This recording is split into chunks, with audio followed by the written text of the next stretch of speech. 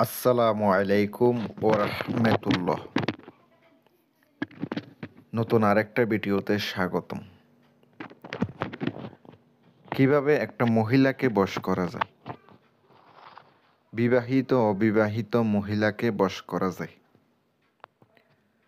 বশীকরণ করতে পারবেন আজকের বিদ্যার মাধ্যমে। ভিডিওটা সম্পূর্ণ ধৈর্য সহকারে দেখতে থাকুন। যদি আপনি আপনার কাঙ্ক্ষিত ব্যক্তিকে বশ করতে চান, অবশ্যই করতে পারবেন।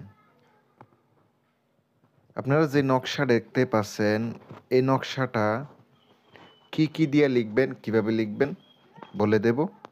একদম সহজ নিয়ম। নকশাটি প্রথমত শনিবারের দিন সকাল 8টা থেকে 10টার ভিতরে লিখে নেবেন।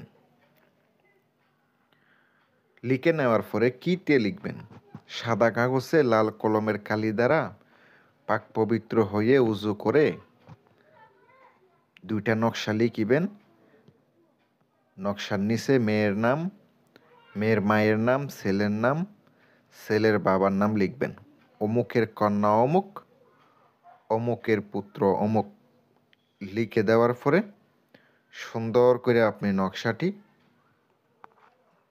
পাস করে নেবেন। বাস করে আপনি এটার মধ্যে দোহাই মন্ত্র দিয়া জাগ্রত করে নেবেন।